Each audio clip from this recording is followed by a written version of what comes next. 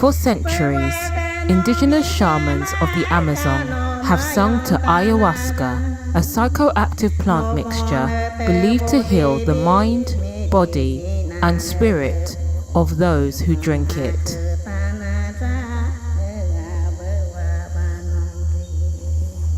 The ayahuasqueros regard the plant as a sentient, intelligent being that connects them to the natural world and imparts ancient wisdom through ceremony. Now, people from all over the world are being called to hear the Icaros. And although each experience is unique in itself, those who hear these sacred songs see a common vision and a critical message for humanity.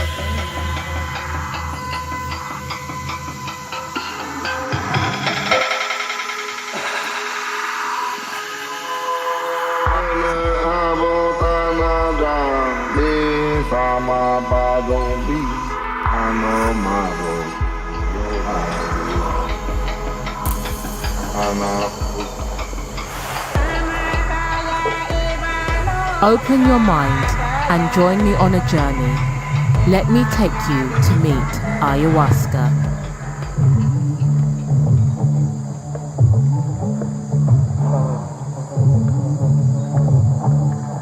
The word ayahuasca comes from Quechua language, and it means vine of the soul, or spirit vine. And in Quechua language, it refers specifically to a vine called Banisteriopsis caapi. However, it's also been brought into Spanish language and now English language in reference to a brew prepared from the Banisteriopsis caapi vine, along with other admixture plants, but most commonly a leaf from the plant Psychotria viridis. In the traditional context, it's also understood to be a plant teacher, a spirit behind, living within the vine that one can encounter by drinking the brew. I found ayahuasca being in a place where life wasn't working out how I wanted it to be. And I had heard from a number of sources that ayahuasca was something that could help. I found it about 6 or 7 years ago. It immediately began to help me. I was using it as a tool to discard some of the things that were holding me back and get a clearer idea of my path, my life path, and what I could do to, make the most impact and enjoy my life the most. When my most recent book on addiction was published, I began to receive a lot of inquiries about what I knew about addiction and the use of ayahuasca and the healing of addiction, and I knew nothing. Until I was almost tired of the questions. I kept thinking, I just written a book, ask me what I know about, don't ask me what I don't know about. But then I had an opportunity to participate in the ceremony. And at the very first ceremony, I understood why people were asking me. My own experience with the plant was such that I got why it would help people with any number of issues. I've had the opportunity to drink ayahuasca a number of times, and it's one of the most remarkable things I've ever come across. It definitely changed my sense of perception of myself, my relation with others, and relation with the broader ecological sphere within which we inhabit. It's impossible to put into words, though. One of the things about the ayahuasca experience is it defies language. It's fundamentally ineffable, but it's absolutely remarkable. As I started working with ayahuasca for myself and going on my own adventures down in South America, I was approached by some other people. Eventually, I started bringing other people down to take ayahuasca, and the results were often very positive. So that inspired me to continue. I've achieved a certain degree of clarity with this work. I think anyone that has the mission, the passion to bring these plant medicines to other people, I think that's ultimately a good thing, because people benefit from these experiences and they become better people. Ayahuasca works on multiple levels, physically, psychologically, emotionally, spiritually, and probably others as well. And each time you drink ayahuasca, it can be different. There's a saying that ayahuasca will teach you what you need to know.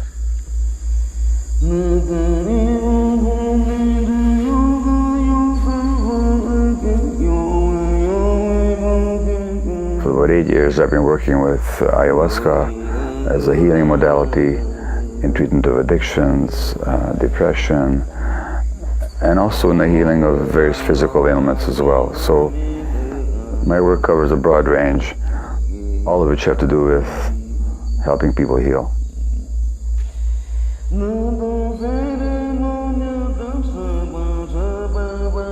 I lead a circle in which we find out why people are there, what were the historical events in their lives, and what are the emotional resonances that they carry or where they're blocked. So I'll have a certain view of them, a certain take on them, and we help them formulate an intention for the ceremony. The ceremony is led by people who are trained in the Shipibo tradition. It's in the dark. My ayahuasca colleagues, in order to work with people, have to read their energies. They do so in the dark. And they direct their chants at specific people at specific times in response to what energetic resonance they pick up on. Now here's what's astonishing, and it's absolutely universal, that whatever I picked up about people when I was working with them through words, and I'm seeing their body language and I'm listening to the tone of their voice, my ayahuasca friends will pick up the same things in the dark when the client is not saying anything at all, just based on reading their energies. So they're trained that way. In various Amazonian indigenous traditions, as well as the syncretic Brazilian churches, there's always an element of ceremony that's wrapped around the ayahuasca drinking experience.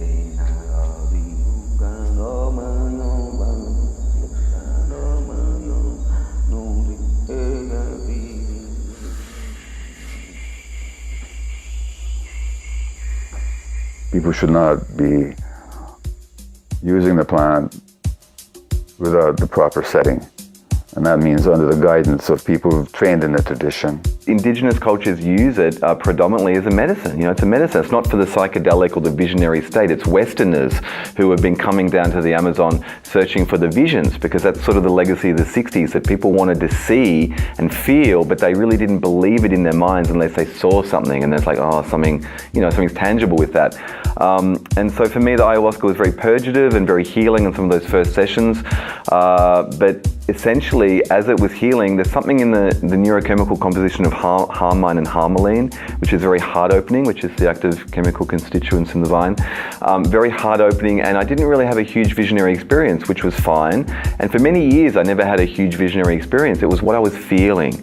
And what I was feeling was opening up all this empathic body. So I learned when I trained with and reported on indigenous cultures, you know, their cosmology, they believe that there's an energetic body, there's an emotional body, there's a physical body, there's all these gradations of being, and sickness and disease comes out in your physical body as a port of last call. And so when you want to do the healing, it's not just that, say, ayahuasca is helping you heal, it does clean you out physically, and you're purging and cleansing the body, and it goes through the liver, but it's also helping bring up the subconscious mind. I found a modality with the help of which I can get people to understand themselves and see new possibilities for themselves in a period of 7 to 8 days over 3 ceremonies, much more rapidly than I could over years of talking with them. And so I do that. And although it's only a small part of my overall work, it's also the most exciting part, because the transformations are so dramatic. Having said that, there's no panacea, and this isn't the panacea either, because the realizations now need to be applied in real life. The realizations have to be made real. They have to be integrated and incorporated. And that's, given the nature of our culture and given people's ingrained tendencies, is always a challenge. But it's an opening that happens that is otherwise hard to attain.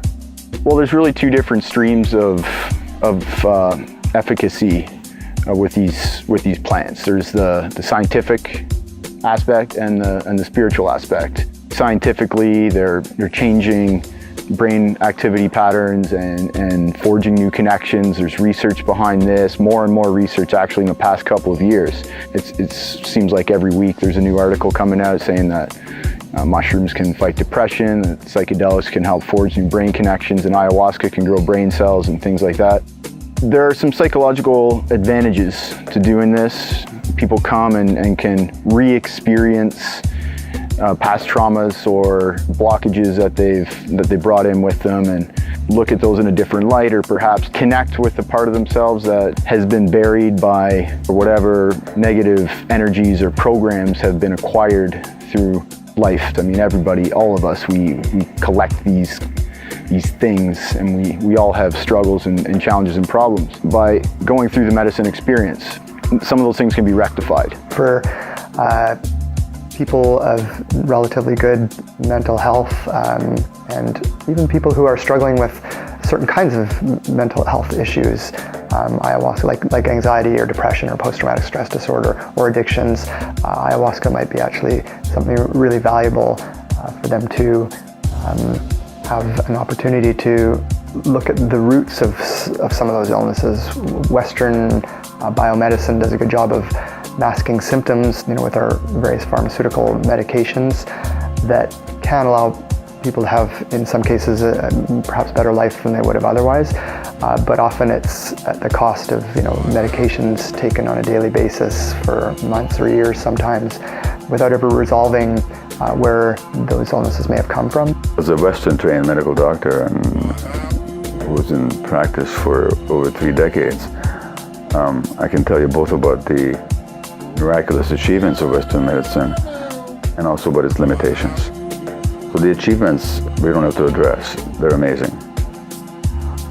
The limitations, however, are immense. Ayahuasca seems to get more to exploring where some of the roots of those pathologies come from, and giving people an opportunity to explore that and process it in a way that helps resolve some of the underlying issues and lead to longer-term healing without the need to resort to pharmaceutical interventions.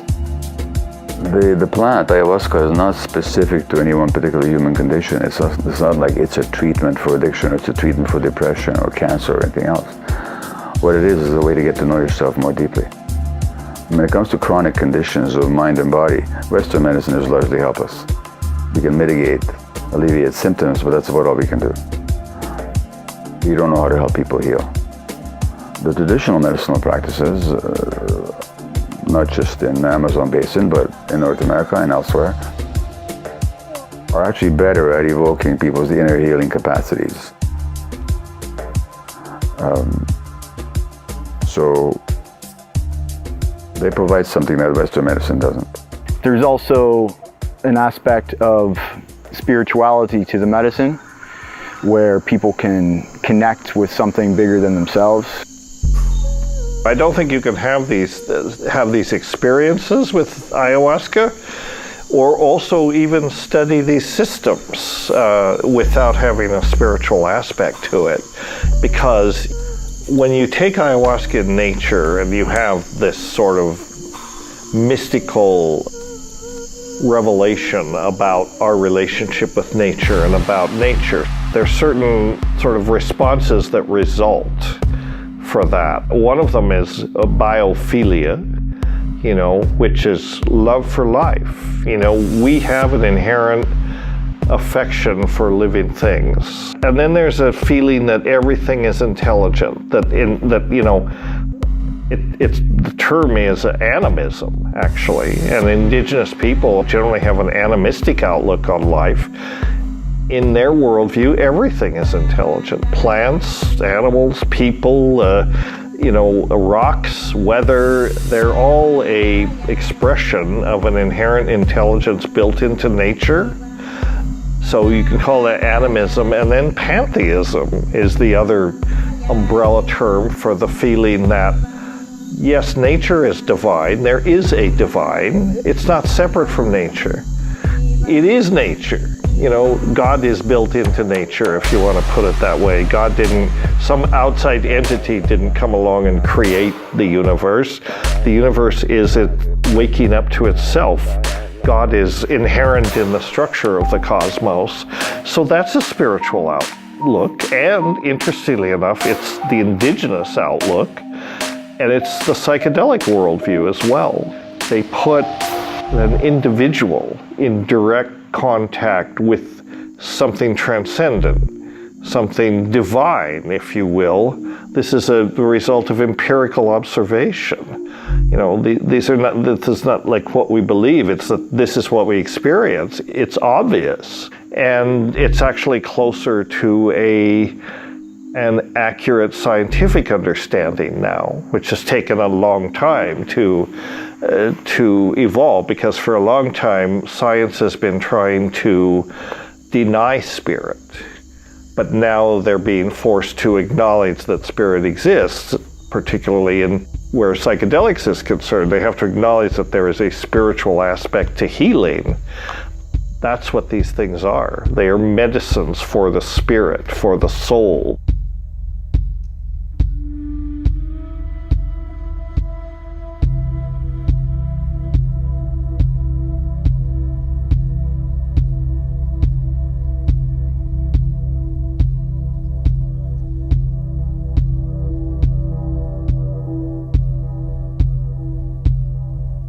In indigenous mythology, plant medicines like ayahuasca have been associated with origins of language, culture, and humanity itself.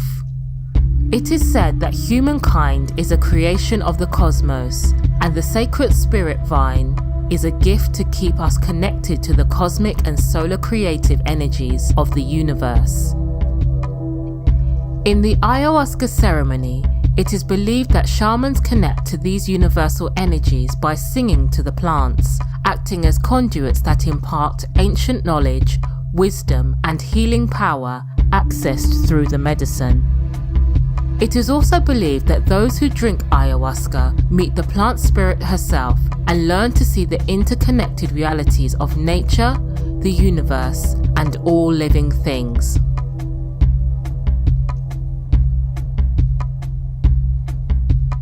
So my first experience with ayahuasca, the real beauty and the difference that I felt and that I wrote about is there's a relationship with ayahuasca and with the entheogens themselves. They're not just chemicals from a lab that you can give the same person body weight the same substance. These are things which really scan you, they go into you, they heal physically, but they're forming a relationship. It's like, knock, knock, are you going to let me in? How much can you surrender? How much can you let go of your frail human anxiousness, that this ego that thinks it's in control? How much can you open? What can I show you? Where do you want to go? And over time, working with the medicine, when you're cleansed and you've done the dietas and it's not having to affect you physically, then, you know, what they say is it works up the chakras and you have activation of different energy centers going all the way to the crown, and you're going into different bardo states and interdimensional journey work, and you're seeing the vast beauty and intelligence, you know, of nature extends beyond the physical world into the astral realms, into the higher dimensional states, which quantum physicists say there's potentially, Michio Kaku, famous physicist, says 12 hyperdimensions, you know, where really, it seems like indigenous cultures, they call it the science of curanderismo, like this isn't just hocus pocus in the jungle. This is a real art form and a real science that people, the curanderos, the shamans, know how to heal, and they also know how to traverse between the worlds on behalf of their patients. And when we stay with the ayahuasca in the container of the ceremony and of the lineage, it's very different from a recreational drug experience. It's medicine.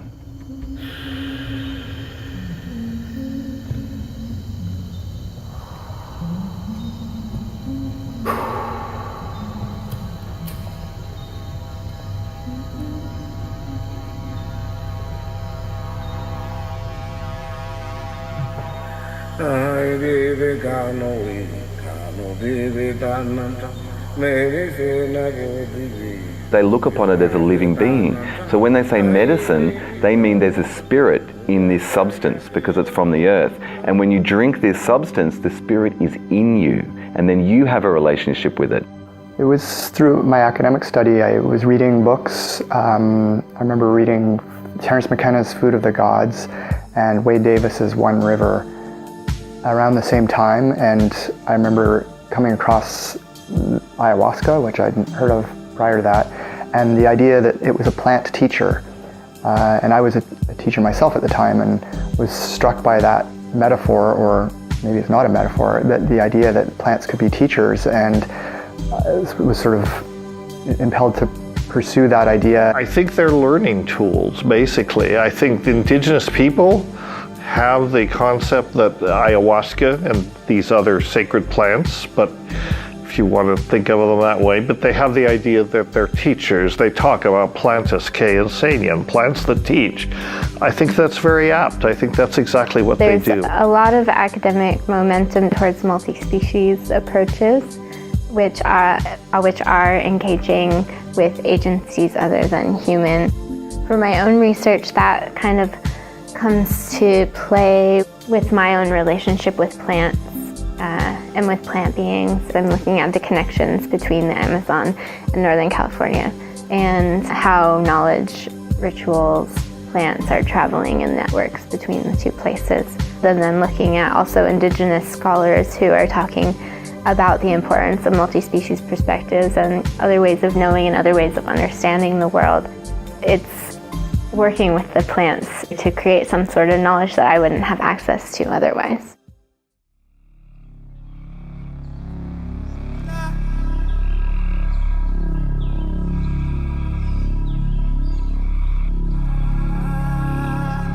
We've been seeing for a while these plants coming out of the Amazon.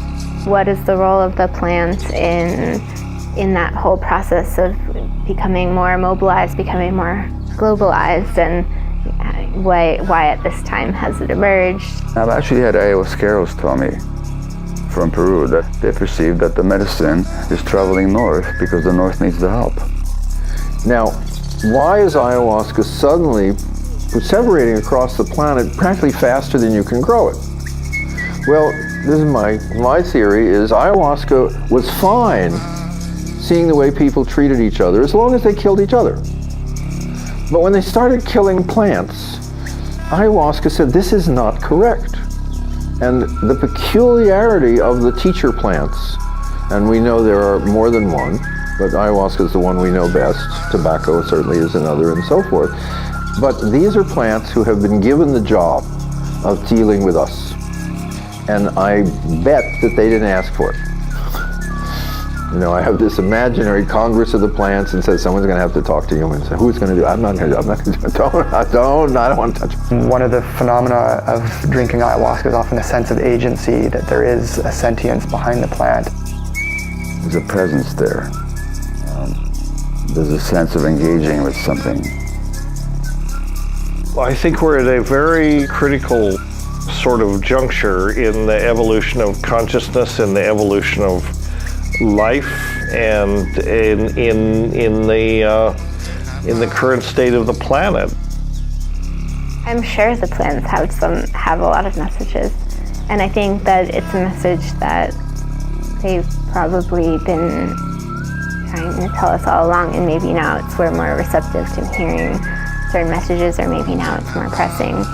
I think the plants do have intelligence. I think that that's how they, these molecules that they make, and they make a vast array of molecules, and a famous botanist has said, and I have said, repeating him many times, plants substitute biosynthesis for behavior. They make all these secondary compounds because they don't react to their environment through behavior, through fight or flight or that sort of thing. Their response is through chemistry, because they're stuck in one place. And they make a vast array of chemicals because they have figured out photosynthesis. And among those chemicals, some of them happen to be neurotransmitter-like. In fact, they are neurotransmitters, and so they fit into the same receptors that our brain neurotransmitters fit into. So, and even our brains, the neurotransmitters in our brains are an evolutionary reflection of plant chemical compounds. So I do think that plants have a certain intelligence. It's not like our intelligence, but they're very much involved in signal transduction processes, which is a fancy way of saying information exchange mediated chemically. So it's a little different. We're not doing signal transduction in that strict sense right now. We're just talking to each other. But if I were emitting chemicals that your brain was picking up, then that would be signal transduction in the way that biochemists talk about it. That's what plants do to each other, to other organisms on the ecosystem level. And I do think that ayahuasca, is one of these plant teachers. There's living creatures, living entities that are vibrational essences, like souls, in these plants, in these medicines, in this planet. And you just think of it in the West as, landscape to be demolished and put a car park down. It's a disconnect which has created largely responsible for the planetary emergency and our ecological crisis. So that's why there's that urgency for the medicine of ayahuasca to come out into the West, because we're the ones pushing this cultural agenda, destroying the planet.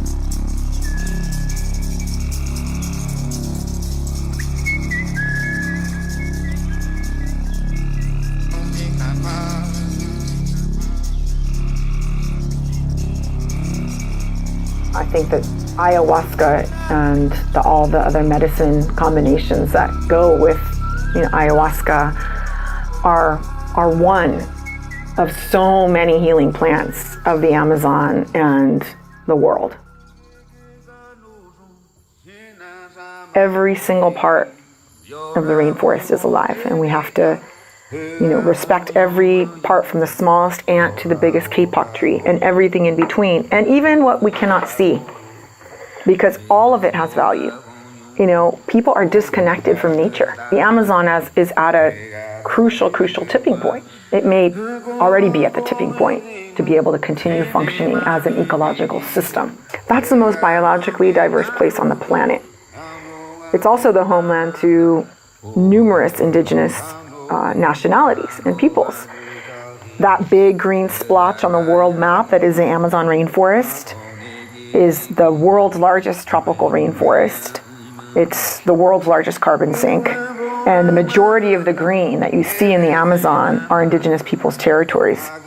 But those are very, very threatened right now. They're threatened by oil and gas development. They're threatened by deforestation, both legal and illegal logging, by agribusiness, by mega dams and infrastructure projects, mining, roads, and also by the criminalization of indigenous people, by the threats by the government, by the corporations to indigenous peoples who are defending their territories. To protect the Amazon, you really have to empower and support and amplify the voices of indigenous people who are the best stewards of the Amazon.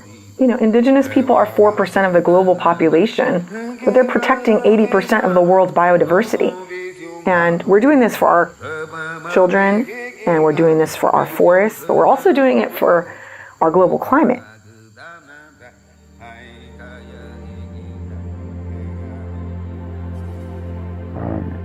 What's lacking is actually an openness to looking at the evidence. So never mind that we have an arrogance about traditional cultures and we dismiss their teachings as primitive or inferior to ours. We don't even look at our own science. Euro-American cultures came in hundreds of years ago and still today, denigrating these cultural practices, denying that the language, the beliefs, the customs of indigenous people had any benefits or value, and imposing our cultural narratives on them as the sole force of civilization.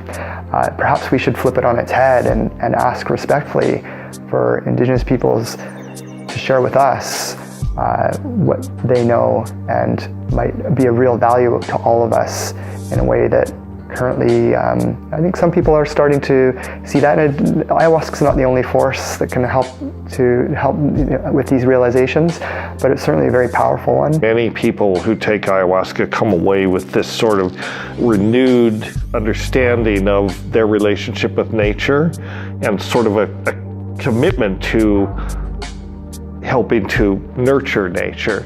That's exactly the message that these plant teachers wish to convey. A few things. Number one, recognize that you're part of nature. You don't dominate it, you don't own it, it doesn't exist for you to exploit. You are not separate from nature. This goes against 2,000 years or more of, the Western prejudice, the Western notion that nature exists for us to exploit. No, we are controlled by nature, not the other way. Ayahuasca has an agenda. And that's an agenda which is to stop destroying the planet. It's a very strong ecological message. Regardless of what else you're getting out of an ayahuasca experience, you're going to come away feeling that you would like the natural world not to be destroyed. We have put so much pressure on the equilibrium systems, the homeostatic systems that keep the planet in equilibrium. These systems are incredibly resilient, but if you keep pushing and never let up, you can reach a tipping point where then they cannot recover. And I think the ecosystem as a whole, Gaia, if you like that concept, and I do, I think it's a very apt way to think of it, the planet's intelligence, the entire community of species is intelligent. They recognize that they're under threat. The cause of the threat is clearly these 7.5 billion monkeys that are crawling all over the place, laboring under delusions that nature has no value. One, I think we need to have respect and value for the healing plants. Ethnobotany has taught us that plants, we don't even know half of what we could know. The shamans do. They know and they're willing to share, but we have to be respectful. One, people connected to the plants, yes. Two, I think people need to connect with nature.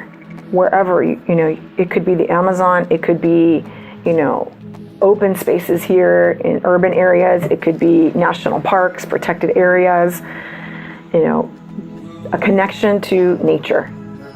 Any kind of nature, I think, is important for our times right now. People can connect with something bigger than themselves, can connect with the soul of nature. Nature's alive, there's a brain behind the whole thing, all the animals and the plants all working together and each one serving a function. And I think it's important with such an urbanized and increasingly urbanizing society that people don't lose that connection. We'd have much less sense of an impending ecological catastrophe if we could shift our thinking to one of more sustainability, one of more social and economic justice. Whether that could happen in a generation, perhaps not, but I think we're rapidly running out of time to make some really serious shifts at a global level to look at how things like global warming, plastic in the oceans, deforestation, desertification, and growing amounts of debt. How are we going to deal with these things in the future? It seems doing more of the same is not likely to get us to where we need to go. I think we're desperately needing to look at something different, and it might be that ayahuasca is that kind of something different. We're now undergoing the 6th great species extinction on the planet. It does happen regularly in larger geological tracts of time, and the biomass of the species die off. But we have survived before, but there's a cull, But also what nature does with the plants and with the things, she gets the species to cooperate. So Charles Darwin, the origins of the species and the competition model, which wasn't all that he was saying, but there's different levels of interspecies symbiosis and cooperation, like when bees get the pollen from the plants and spread the pollen. Nature utilizes that strategy to get her species, which are all actually extensions of her, of source in matter, to utilize and to circulate energy around. Like it's a whole system theory. You know, James Lovelock coined this the Gaia hypothesis in the 70s. So there's, I think, some of the insights that people talk about having from ayahuasca is a sense of planetary consciousness, encounter with Gaia, the metaphor of the earth spirit, that we're floating on this little blue planet and perhaps need to be taking better care of it. I don't want to live in a world without rainforests, and I just feel responsibility to apply myself to making the world a better place. It's really that simple. I'm very concerned about humans destroying this planet. It's not something I want to see happen. And when I see the potential that we have, that I'm learning about, it's giving me a way to apply all of that energy and concern that I've had for a really long time. So all those ceremonies where I see the world from a bird's eye view and I see humans eating into the forests, and it deeply concerns me. But we have the ability to turn things around. We have to honor and respect nature. And if we honor and respect nature, our own inner psychology will be healthier. It's like we're this compartmentalized vegetable that has lost the extrasensory capacity to realize we are nature, and the plant medicines are us as well. Like everything is in unity conscious and everything is one in the play of forms, but we now see plants as separate from us because we don't see ourselves as the planet. We've forgotten the plan, we've lost the plot. I'm told, and I've read, and I believe, intuit, that there's a unitary way of looking at things, where you just see all of reality as one. And that, of course, scientifically makes total sense, because it is all one. I mean, you and I are nothing but molecules and a certain set of substances organized in a certain form, very temporarily. Other than that, we're just part of the whole thing. And if somebody just read energies, if there was some device out there that picked up purely energies, we would just be fluctuating and mobile agglomerations of energy that have come together for a while, go through a period of growth, go through another period of shrinkage, and then just dissolve back into the whole thing again. So it is all one. By drinking ayahuasca, we can often appreciate how we're not that different from ants or fish or other types of creatures that we seem to think that we're so different from. We're all DNA-based life forms. I think back to Jeremy Narby's book, The Cosmic Serpent, and the insights about how DNA-based life forms are all one. We're all coming from the same molecular structures, and that our insights about that, don't have to just come from science, but can come directly from experiences with plants like ayahuasca, and that the indigenous peoples of the Amazon were not mistaken in knowing that they had something of extreme value and importance.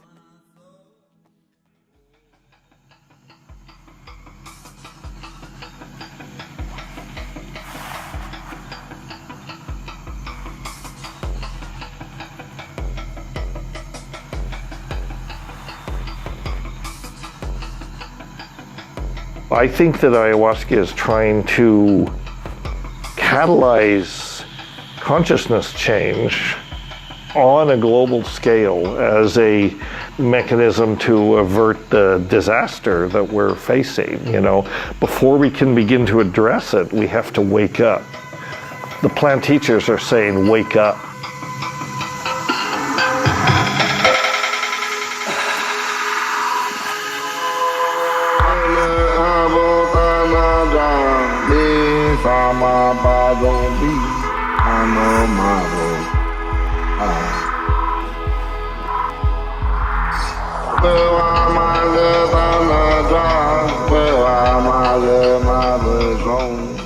I think that part of the ayahuasca tourism phenomena, ayahuasca has become a global phenomenon. Partly because I think it's like it's an ambassador from the Gaian mind, if you want to put it that way. The community of species on the planet is trying to get us to wake up and realize the damage that we're doing. Well, ayahuasca can help people wake up.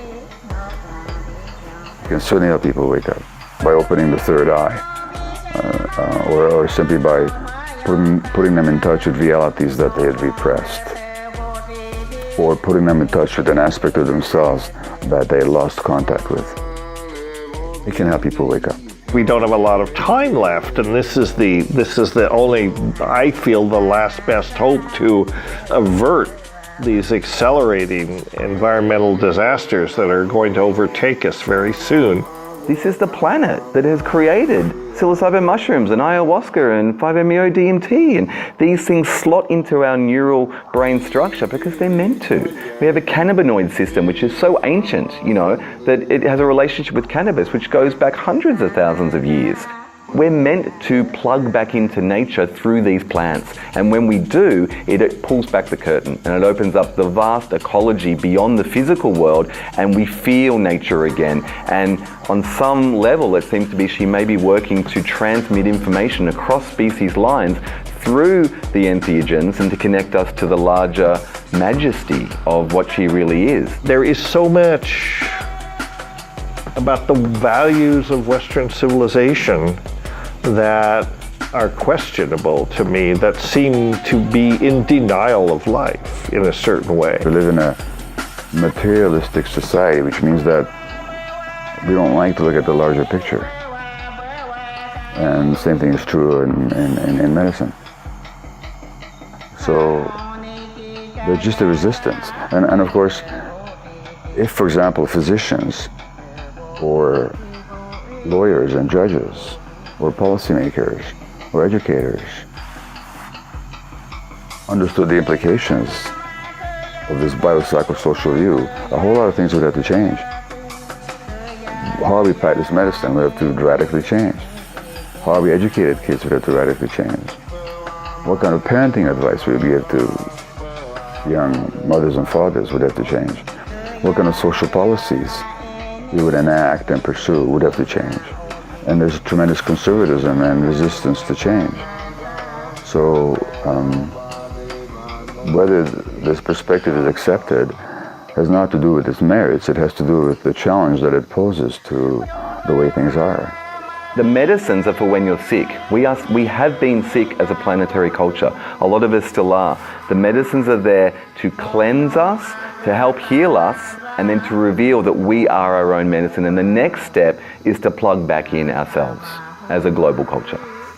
I mean, there's every reason to question the health of this culture. So as this breakdown becomes more apparent, there's also naturally more of a desire to find out what's going on and to look for alternative ways of understanding ourselves. If people are skeptical, I would challenge them to keep an open mind, to reflect on the possibility that they may not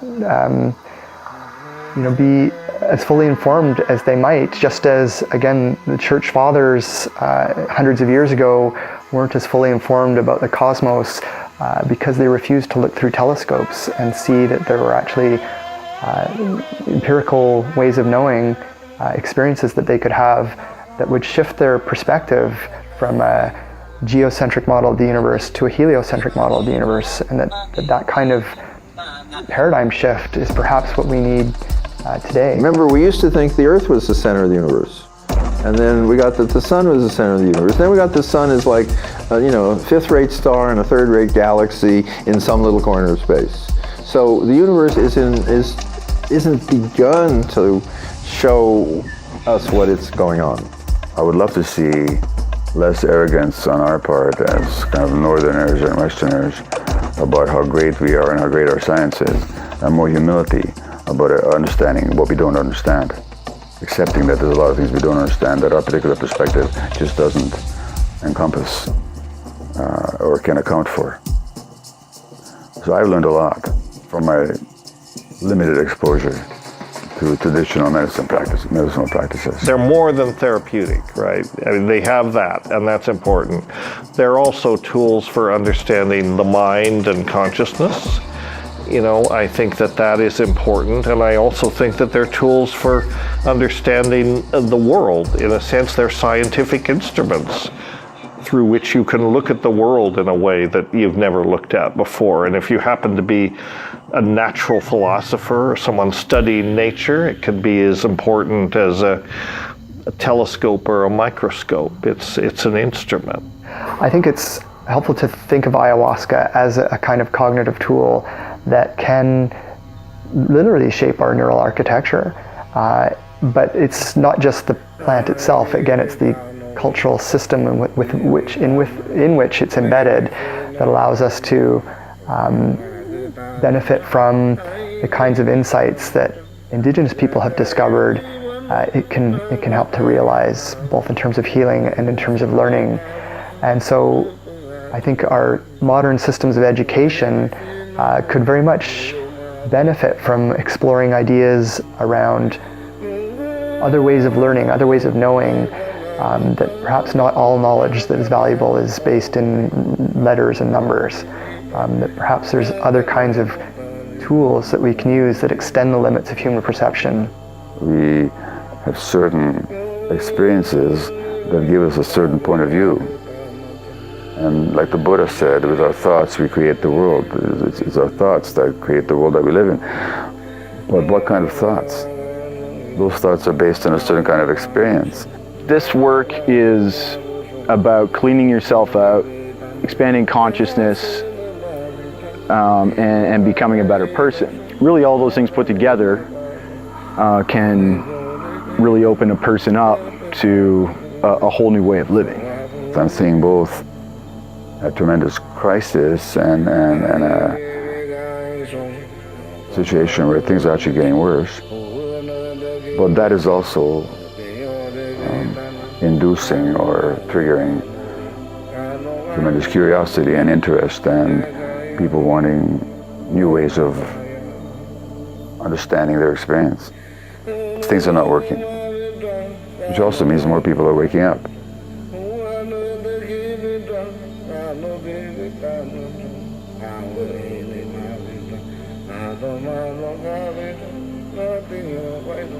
The vast problems faced by humanity are systematically interconnected and interdependent. Through a deeper ecological perspective accessed by communicating with the plant teachers, we begin to see ourselves as a single strand in a vastly complex web of life.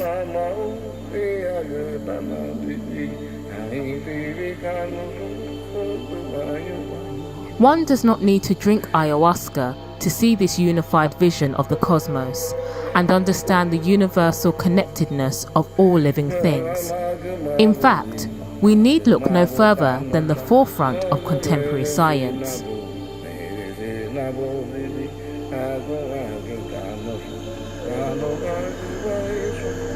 But for those who the plants call, for those who are pulled to explore the unknown, for those who long to hear the Icaros, then come and meet the plant teacher.